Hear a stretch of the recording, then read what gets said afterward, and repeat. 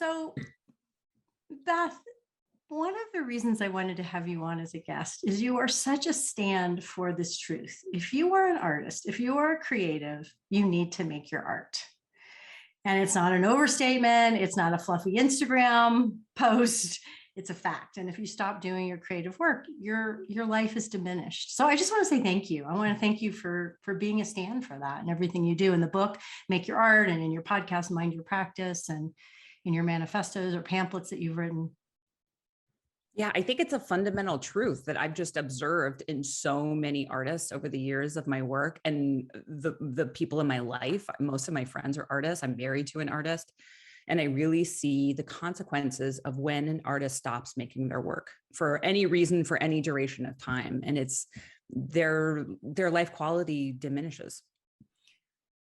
The big question that we reckon with as creatives over and over again, especially after disappointment and during the kinds of years that we've been living through politically, and as the climate crisis is becoming more clear, maybe to people, some of us has been clear for a long time, but some people are living with it in a whole new way. Why bother? Mm-hmm.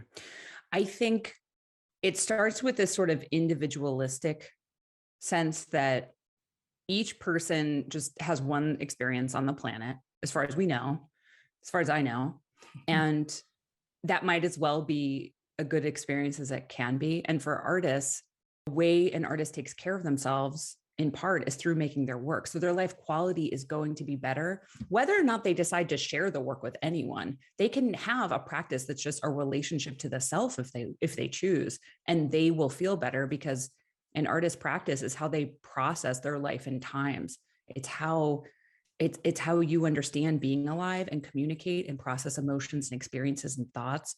And so not doing that is going to make all of the difficult things of the era that we're in worse and unexamined. Mm-hmm. And I say, what's the point of that? Why bother having an unexamined life? Why bother the unexamined life? I love that. Why bother the unexamined life? That's great. That might be a tattoo. I'm always coming up with, I've never had a tattoo, and I'm always like, well, I want to get a tattoo. And then people say great things like that on their show, and I'm like, maybe that'll be my tattoo. So part of what you're calling out there is separating the practice, which is a word you use, it's the name of your podcast, from the product or what you might sell or how you might make your living. And how do you work with a lot of professionals as a therapist? How do you help them separate those two out? I have made my living as a creative for 30 plus years. It's hard sometimes not to be like, well, I got to keep going because I got to make stuff, because I got to make a living. Yeah, it gets all fubbled together. Fubbled. It's a new word I just made up. Flubbled together. Well, I think there's the practice, and then there's the professionalization of it. And the practice is, I think it's rooted and grounded in an artist has a relationship to themselves and maybe to other artists, and that the work that they're making and exploring is for first and foremost them, and maybe the artists around them or the artists in their minds that they're imagining. The sort of people they imagine they would share it with if they decide to share it. And that can be enough. There's value just there for an artist in making their work. Part two is deciding, okay, and do I want to do anything with it? Do I want to show it to anyone? Do I want to share it with the public? Do I want to share it just with friends? Do I want to try to monetize it or professionalize or build a career? But part one is it's a relationship to the self. And then you get to make a choice. What do you want to do with it, if anything? All of it, some of it. And so I like to, when an artist is getting, for example, into too much self-editing, for example, maybe they'll stop themselves before they pursue anything because the sort of marketplace or social media or outside, what they imagine the outside voice will be, sort of stops them before they even begin. I try to bring them back to, what about just returning to the root of, you make this work because you have to. You're in a dialogue with yourself. You're exploring and processing your own experiences, thoughts, imagination. And then you can decide if you want to invite anybody in. But how about we first make it this really strong relationship to the self? Because I think no matter what's happening in the outside world, whether a person perceives themselves as having success or not, whatever that means to them, they can always come back around to, first and foremost, I do this because I have to, I do it for myself. It's sort of like a homecoming. It's like a home base a person can come back to no matter what's happening in the world. And the world will batter an artist when they put their work into the world. That's inevitable. That's what being in public does, is it can have a lot of glorious outcomes, and it really batters a person in their sense of self. There's a few places I want to go there. One, I want to just go back to this why bother question for a moment. I love everything you said, just filled my body up with yes, yes, yes. But then I sometimes wonder, so when I'm not professionalizing my work and I want to do my personal practice, I think, well, shouldn't I spend that time working on climate change? I think there's lots of parts to a person's life, and the things that are basic to our functionality help us do all the other things that are going to require a lot of strength and resilience. So the core issues that are most important to an artist who has desires to be politically engaged, socially engaged, in activist community, that will be fed, because it needs to be fed, or else you'll experience burnout. That will be fed by all the different constellation of things a person does to take care of themselves, including making their work. So for example, when I notice that an artist is becoming sort of teetering on the edge of I'm burning out in the activist work that I'm doing, I will bring them back to let's turn up the volume on your practice as a way to fill yourself back up so that you have more energy to go out and to do the work that will deplete you over time. It's rich and rewarding, and it will deplete you. You have to take care of yourself. And anybody who does any political work knows they have to take care of themselves if they want to do it over the long haul, more than 6 months. And for an artist, for me, that's the things I do. I don't also have to make art, but for an artist, it's all the things they have to do for their body, their relationships, their mind, and they have to have their creative practice. So it's just one of the core functionalities of a person's life.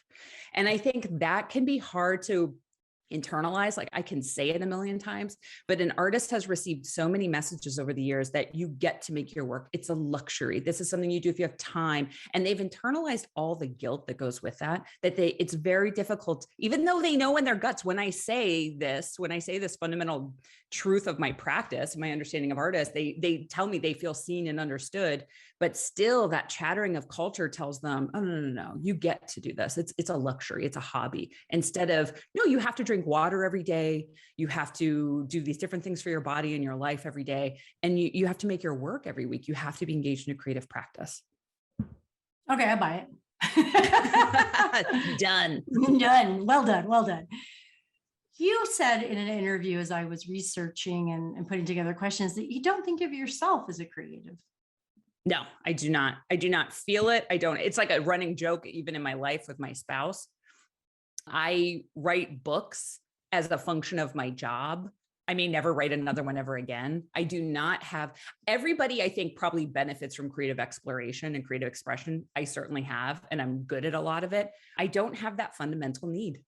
I need a lot of art. I really need to take in a ton of things in different disciplines, but my life doesn't deteriorate if I'm not in any kind of creative project. I am usually not in any kind of creative project. Yeah, that's fascinating to have been so drawn for your career for so long to help create. And I also like that definition of it, that it's like something you have to do. Mm-hmm. Yeah. Well, when I was in graduate school to be a therapist, which I never sought licensure. So I'm not a therapist. I work as a consultant. I did not pursue licensure because I only wanted to work in the arts and with artists. And so I just created a different path for myself. But in graduate school, considering what kind of populations I wanted to work with, a lot of helping professionals have certain populations they care about. Maybe it's children, or maybe it's people with disordered eating, or maybe it's survivors of sexual assault. And for me, I just wanted to be with artists. I wanted to be in creative community. I wanted to work with artists. I did that professionally in a lot of different ways through museums and nonprofit organizations and artist residencies. But what I really loved as like the population I care about and want to be of service to is artists. And I'm not one, but I feel very next to. I love that. I also have to say that I think creating a path for yourself that is so alternative is in itself creative, but I won't split that hair with you. I want to talk about creative burnout. I wrote a blog post series about it not too long ago, and I feel like it's something I've been teetering on the edge of several times in my life because of that produce for my, content, produce teaching, produce more books. And with my last book, Why Bother, I wrote the book and then I didn't give myself a break before I immediately started marketing the book. And then the pandemic hit, and a lot of disappointment around our plans, and a lot of frustration, a lot of getting paralyzed, which is kind of pretty much unlike me. So what do you see what are some of the things that you have worked with people when they are feeling creative burnout? Yeah. Well, I think there's a particular kind that has happened over the past year and a half Mm-hmm. for everybody who had work they were planning on showing, a book coming out. I had a book come out, people's exhibitions, their shows, their concert tours, people whose opportunities and plans were obliterated by the pandemic. I think there's grief that has to be processed for all that we thought was going to happen. And I think, again, artists can sometimes feel like, oh, that's ridiculous.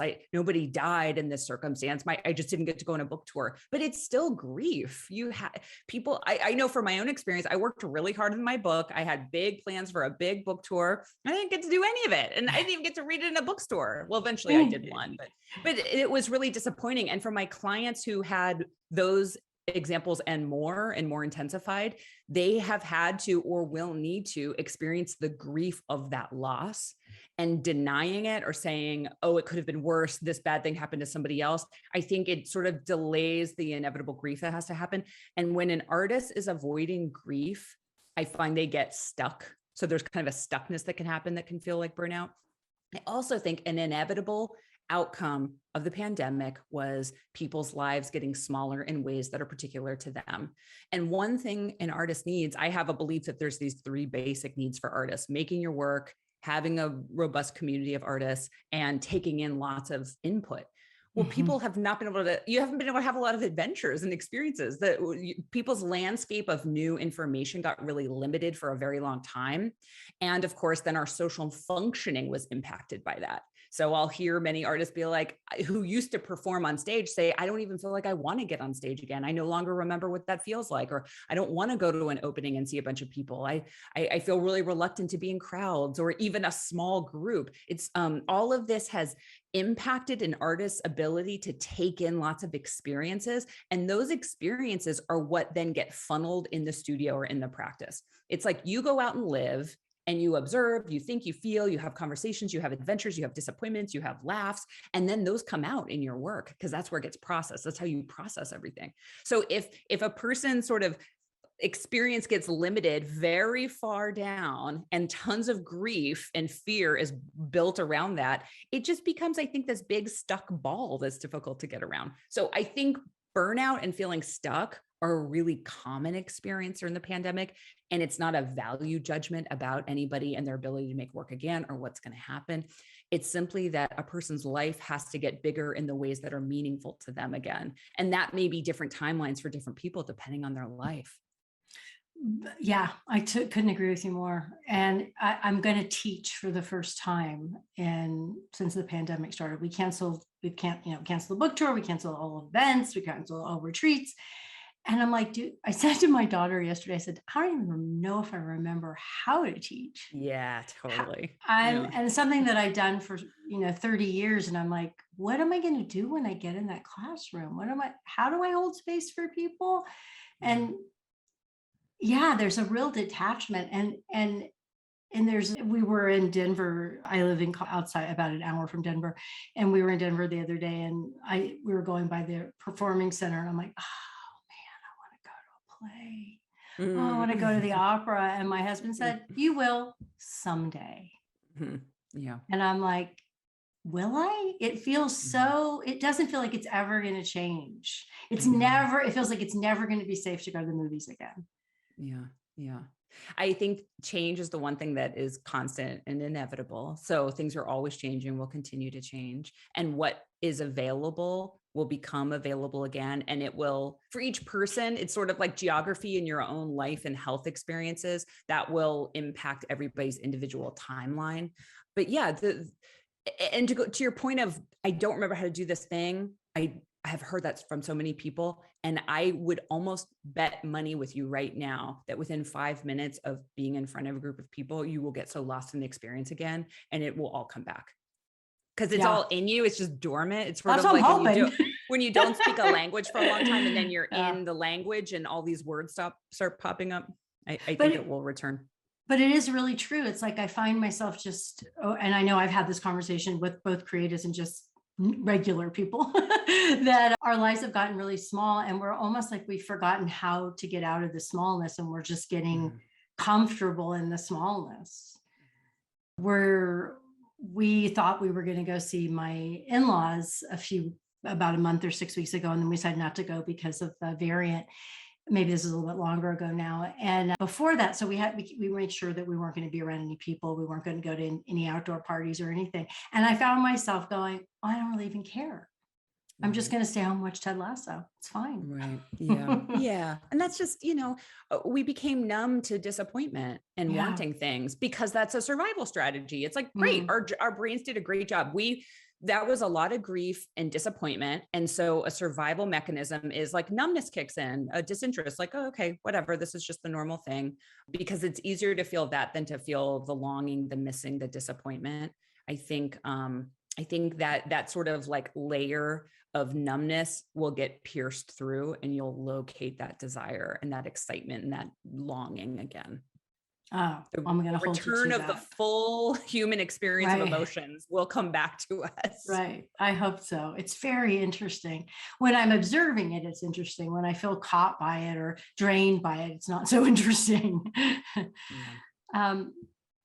Self-compassion is a big theme on the show. It comes up. Just so many artists and creatives talk about the need for it, or how they've learned it, or how they struggle with it. And I know it's something that you help people with a lot.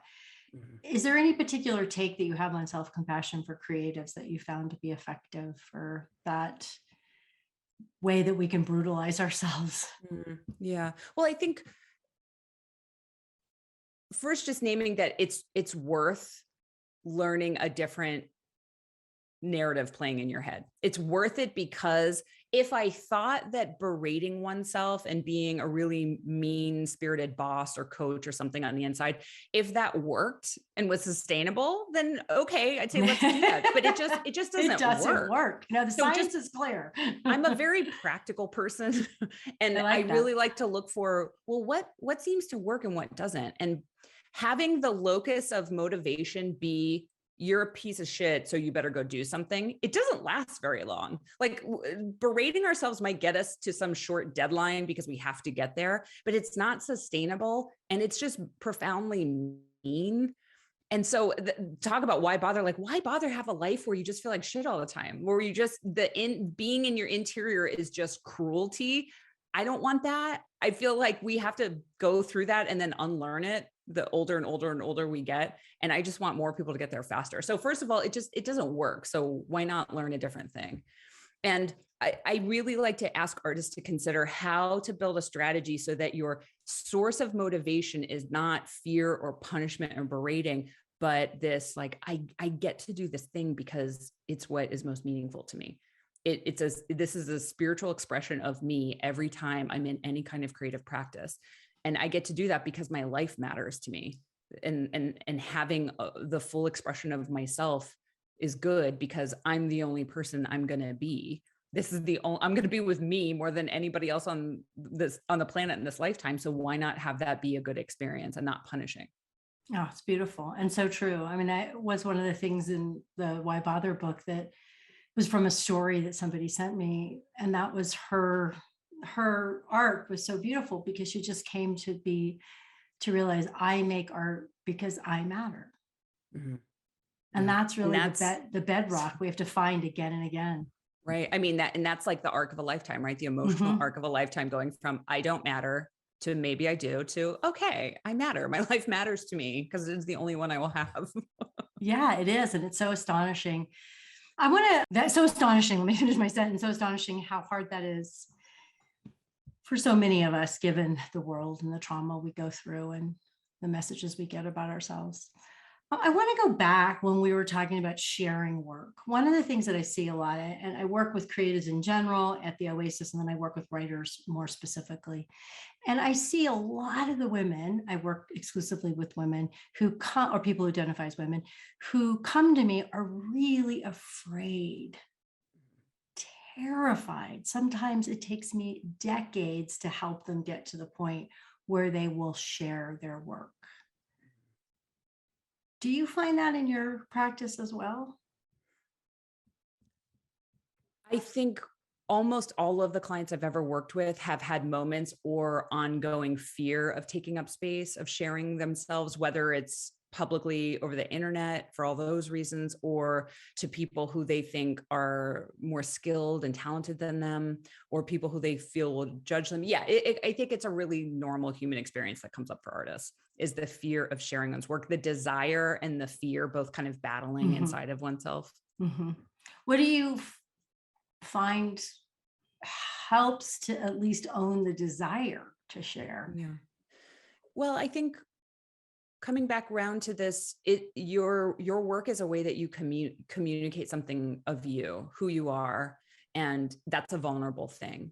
And it's also a pathway to let people in, and it's also a pathway to have an impact on others. So every artist, every piece of work that they make, that they put out into the world, it's going to do something to someone. You'll probably never know about it most of the time, but I ask an artist to just think of 10 examples of work that's impacted you over the years, of every discipline, that you didn't tell the artist. They're long dead, or you had no access to them, or it didn't occur to you to say anything, but how you were changed by it, how it did something to you. And that increased your desire to be here, And so when you are willing to let your work be in the world, you're participating in that fluid conversation. You're offering it up so that the person who's out there who needs to be changed by it can access it. They can't access it if it's not out in the world. Nobody can. And so on one hand, it's sort of seeing yourself as part of this big exchange where you've been taking and now you're going to give to. And another of learning detachment, that the outcome, as soon as you make a work and hand it over to people and you say, this is done, I'm done with this, it sort of no longer belongs to you, because everything that we read, watch, experience, listen to, we bring our whole lives to it. So my experience of this thing right now is so shaped by me and my taste and my life experience and what happened this morning. So it's almost like that's a very private thing. It's even none of the business of the person who made it, So learning detachment, I work with people a lot to learn detachment, that you have no control over the audience's experience of the work, just as they can't control your experience of their work. You are offering it to let them have their experience and move on.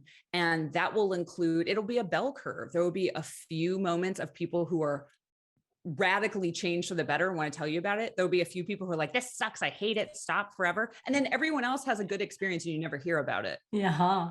Over and over and over again. And the practice of the more you share it, the more you learn detachment. You see like, okay, that didn't kill me. I can survive this fear. Or somebody didn't like something and I that didn't kill me either. I found out that these fears I have won't actually obliterate me the way I thought they would. Yeah, I had a great experience when the Why Bother book came out, where I got 2 reviews. I had just finished reading the most glowing review, oh my God, everything you could imagine in one as a writer. And then I just finished reading it and in comes another dull, boring, right? And they were it was such a beautiful microcosm of a moment of that detachment. And I remember 30 years ago when I wrote my first book and I was timed to promote my second book 2 years later. And I was like, oh my God, but my first book, I'm abandoning it because I'm moving on. And that profound moment of going, oh, right, no, it's not mine. Right. It belongs to the readers now. It's for them to have their own experience. And it was so wonderful to learn that, Beth, because then I knew I could move on and write lots more books and do lots more things. You create and you do your best. And one of the things I keep telling my students and clients is, there's more to come. So let it come. But if you never finish this and release it in whatever way you want, that it's like a landing strip that's gotten. Right. Yeah. There's a backup. You have to get that thing out so that you can go through all the things that need to happen in order to make the next thing. Exactly. So I also want to go focus on making new work. So for example, in the writing world, it's if you don't write 500 words or 1,000 words every day, you're not writing. And I get really angry about it because there's no time to do your reading or your thinking or to set up your organizational systems. It's like this kind of shadow productivity hustle thing in the creative world. And yet, Beth, I also get so many people who are paralyzed and procrastinating, and trying to help them kind of find the middle ground of that. Yeah. It's all just the middle path. Like, I think it's a lie that we have to do anything every day except like floss or something. I ask my clients to think about the week as the unit. Think about the week, touching your practice every week, getting inside of it so that your week doesn't feel complete unless you've been inside of your work, whether it's a specific practice or particular project. Because I think you're right. It's this middle path between paralysis, doing nothing, and feeling like you're failing a productivity chart, which isn't helpful either. And also, each person's wired differently. So it takes a little bit of experimentation to see me, who I am right now, what seems to work, what seems to be like in a flow where I'm not punishing myself and I'm not avoiding anything either. I'm showing up for it. And then when I can't, I know it's okay and I'll return. I trust myself that I will return. That's because so key. Life will always take you out of your practice. You will get sick. A holiday will happen. Somebody else will get sick and you have to take care of them. Just life happens, and you and the world want to take you away from your practice. The muscle you are trying to strengthen is the coming back to it over and over and over again, which I heard somewhere about the real strength of meditation is not our ability to not have thoughts or to let them pass by. It's when we start thinking, that choice, that moment where we decide to bring it back to the present, that's the thing you're strengthening. Same thing with your practice. Of course, you're going to stop making it. Of course, you're going to be like, I would much rather do anything than work on my thing right now. It's when you make the decision to do it anyway, to just come back to your practice, you're strengthening that muscle, you're sharpening that skill that's going to serve you for the rest of your life. And I'm such a big believer in letting desire pull you forward and making it safe in your body to feel how much you love doing that work or have loved it in the past, and beginning to condition your brain and wire those neurons together so that can pull you forward more of the time versus sort of the rules or the productivity. And I like rules as much as anybody else, right? I like to track things and go, look how many times I meditated this week, or look how many times I ran. But it can also become a whip. Right. When is it a support structure and when is it a mechanism to punish yourself and try to just stay away from punishment? Yes, just stay away from punishment. I love that. We had Laura Davis on the show a few weeks ago, and she spent 10 years writing the memoir that's just coming out or has out now, The Burning Light of Two Stars. And one of the things that she talked about that I wanted to ask you about is, what do you do when a project won't leave you alone, but you make attempts at it and they're not working? How do you discern, like, yeah, there's still something here, I need to find a new mentor or try something different, or this is not going to work, I need to let it go so something else can come? Do you have any insights in that? Yes, absolutely. I think when you're haunted by something, you should trust that that means something. That means, but it's not going to happen on your timeline. And we have to surrender our timelines to the timeline of the work. Some books, for example, they take a long time to write because the things you have to go through to get the solutions to what you need to do in the book haven't happened yet. It doesn't mean that they're not going to happen. They haven't happened yet. And so when a person has a long body of work or something that they've been with for a long time that they're not sure how to complete, and they're having that question of, do I just give this up? I think it's useful to have more projects happening at the same time that are in different phases of development. Not a ton, but a couple. I especially think whenever you have a big thing that takes a long time, it's really useful to counterbalance that with something that has a quick turnaround or is in a different discipline, something that just balances the weight of that thing, something that brings some newness. Because with a book that you've been writing for a long time, there's no limerence, there's no more excitement, early relationship. You're lost in the woods that you created. And so balancing that with something else and trusting that there may be a timeline for that work that's just not your timeline. What you're going to live through and learn and how you're going to grow and what you're going to make that's going to teach you new things may be leading you to the solutions that aren't available yet for what to do with that work. And the timing just might not be right yet. So I don't think anything has to be abandoned. Once you've started something, it's just like material available to you. You can return to it anytime. I think when it feels like I'm trying to force something that's just not working, it doesn't mean it is abandoned. It's just maybe it's just put over here. It's just on the table. And now I'm going to focus on something else to see if that frees something up for me. Yeah, I like that. And I do love having small projects that I can finish or put out in the world, or get that sense of creative newness and falling in love and completion. Although I am a big believer in having only one really big project at a time. What do you think about that?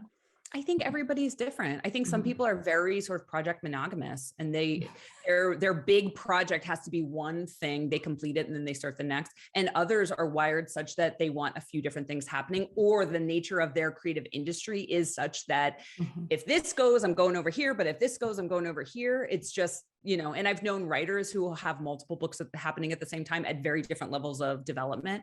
And then other people who it's one big thing at a time. And everybody's just wired a little bit differently. I think it's useful to sort of be curious about what we're like without judgment of like, well, that's the right way to be, and how I am is bad. It's just, we're all different. Yeah. It's so important to know our process and know our industry if we are participating in industry. That brings me to a question of, like, let's say you do have multiple projects going. Maybe you're waiting for the green light on something. Maybe something's not gelling yet. How do you help people re-enter when they've been gone for a while, or life happened, as you said earlier, and you got sick, or your dog got sick, or you bought a house, or your house burned down, and now it's 6 months later, 3 years later, and you're like, what? How do you re-enter? Yeah.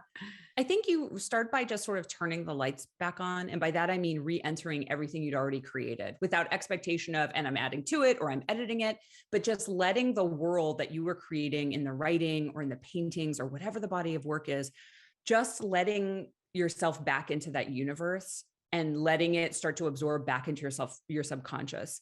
Because for a book that a person's been away from, for example, so much writing, so many of the answers a person has to get will happen when you're not in front of your manuscript. It's like when you're doing a different thing and you're like, okay, I think I know what to do there now, but it has to be activated in your subconscious. It's like the lights have to be on inside the world.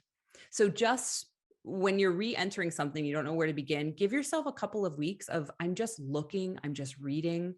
I don't have to, in fact, I'm not going to do anything to it. I'm just going to re-enter it and let it be activated in my mind again. I like that. One of the things I say to clients and students is, during a busy time, if you can, just, bring your project along with you. If you can, just imagine it's like on your shoulder while you're out, doing the hospital appointments, or, looking at couches, or dealing with life. There are moments when we want to stretch. We want to go to a new level, or we want to have a new view of our work, or we want to take on a new discipline, but we freeze. We freeze out of fear. We freeze out of getting it wrong. We freeze out of not knowing the first step to take. And yet we need to grow. Oh, what do we do, Beth? Do it badly. Plan to just do it very badly. That's good advice. Just know that I'm going to try this thing. I have no expertise. I have no expectations I'm going to master it. In fact, my aim is to do something that I'm not good at. Yeah. Just fail. Full permission. Yeah. Full permission to suck. Yeah. Yeah. I love that. Yeah. One of the things that you write about in the book and talk about in the podcast is you're committed to financial well-being for yourself and your clients. And to me, that is, so important. I've been a working creative for 30 years, supported my family, put my daughter through college, all of that.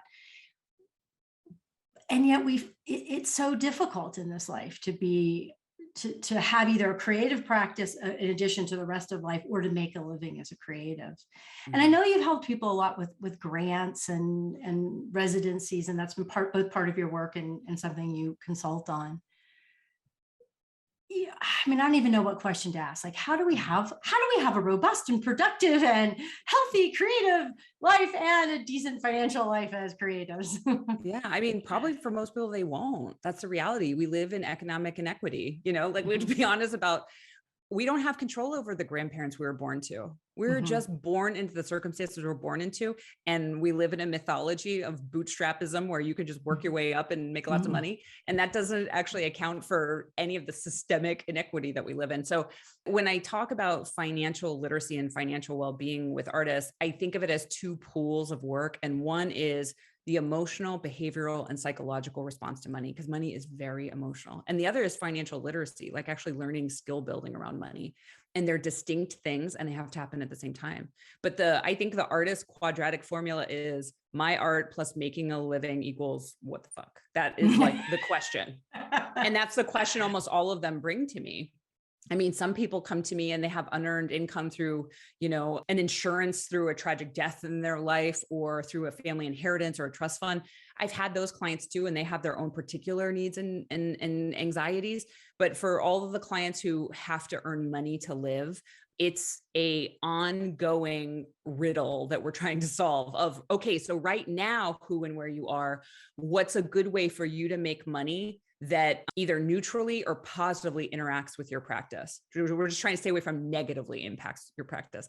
And that's different for truly every single person.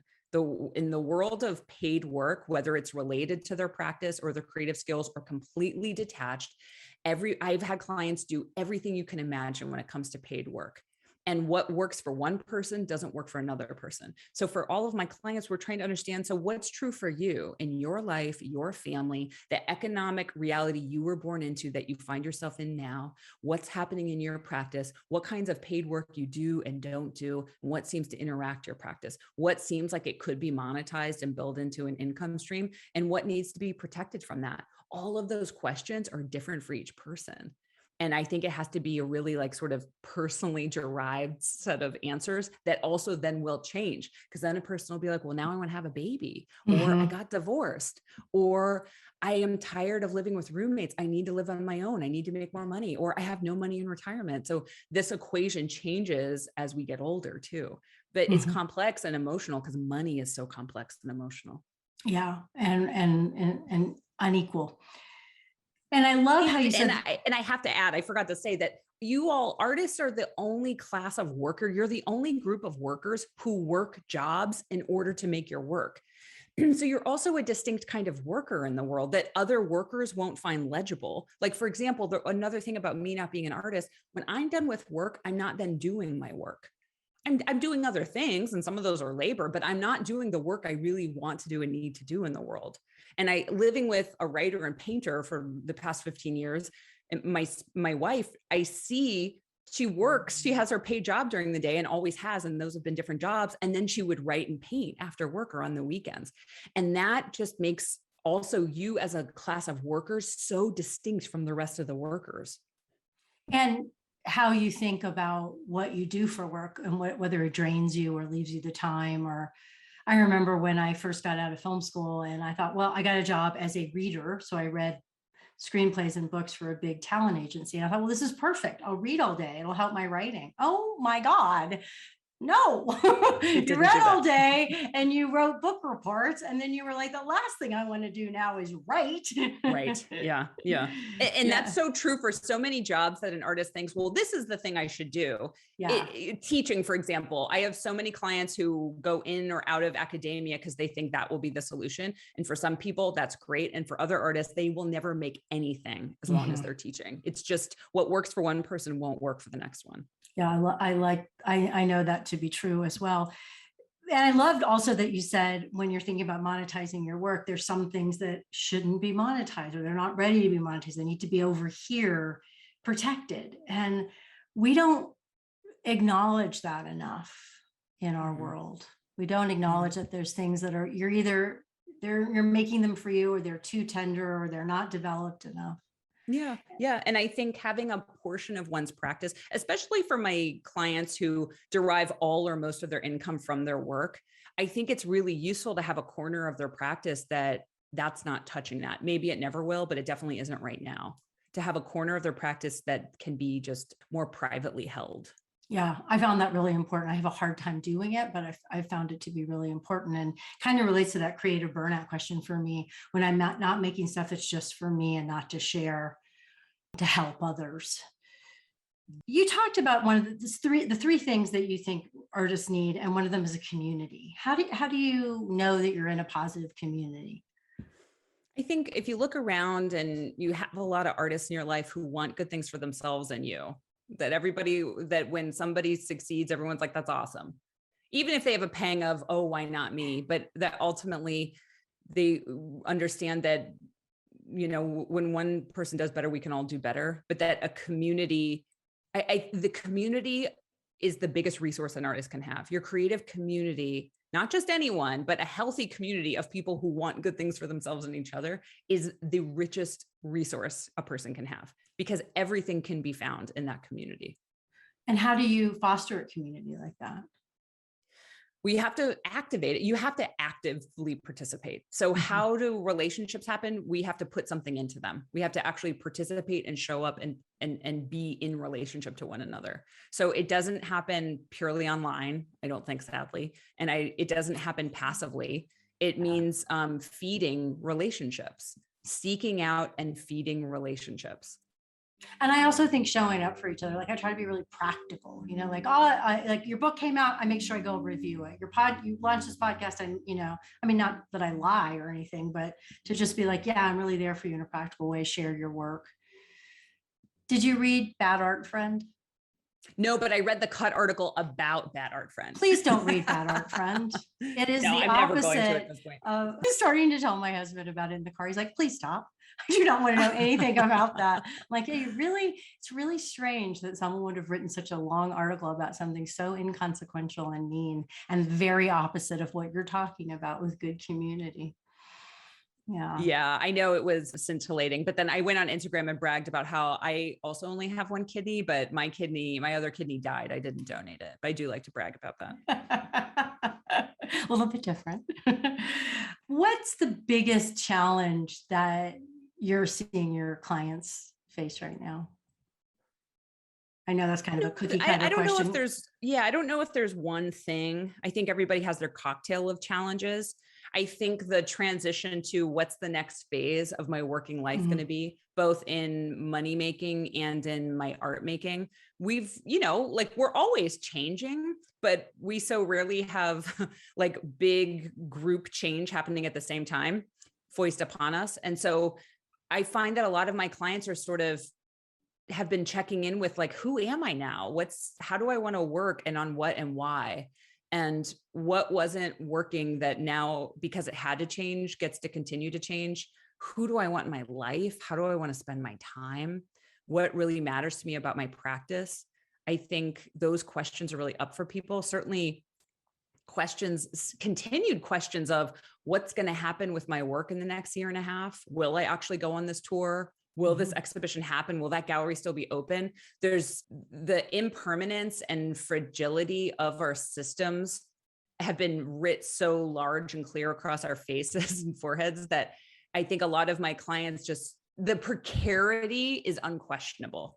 So it's like, they're like, well, I think I'm going to tour in the UK. I think I'm doing the show in New York next spring. It's a lot of shrug. We'll see. Yeah, I feel that very much. And I feel like I've lost a lot of the will right now to propel anything. Yeah. Instead of 5 retreats next year, we have 1. I'm like, I just can't cancel stuff again. Yeah. And that's okay for a year. That's fine. But that precarity is it's very draining. Yeah. It just so happens that there's some Jewish wisdom that can be very helpful, whether or not a person is Jewish. This year is 5782. The new year just happened last month. And this is called a Shemitah year, which every 7 years in the tradition of Judaism is that it's a rest year where you rest your fields, you forgive all debts. You're supposed to be resting the land, which probably shows up in a lot of ancient cultures. But so in Judaism, in modern Judaism, the question is like, so how do we interpret this now? You don't have land, you're not a farmer, or you are, but there's no way you can rest a field for a year. And I've been asking myself, like, what am I resting for the next year? And I decided one of the things I'm resting is any professional ambition.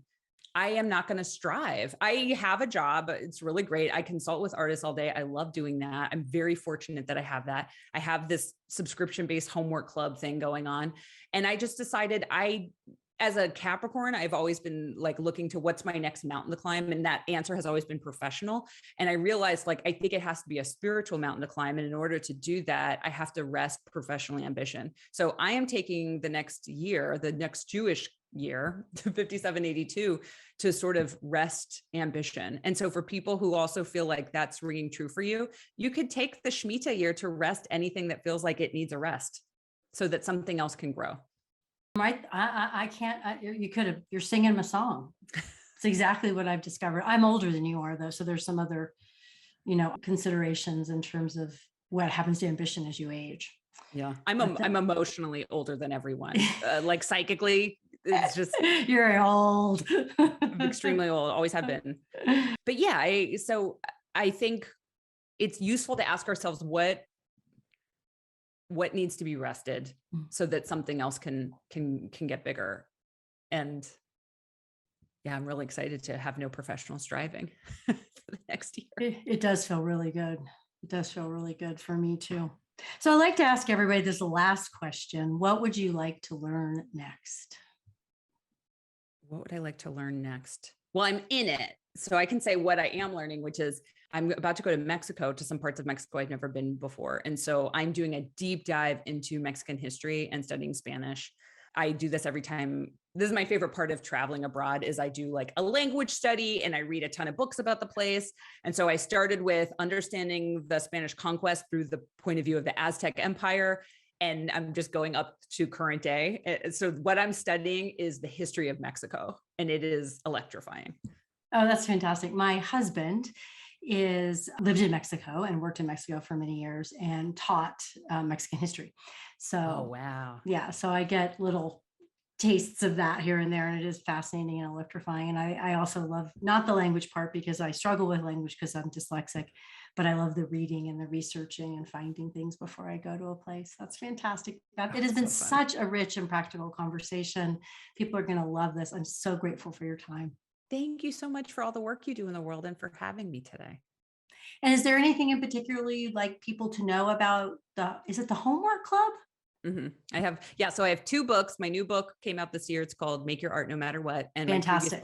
My previous book, where is it? It's called Your Art Will Save Your Life.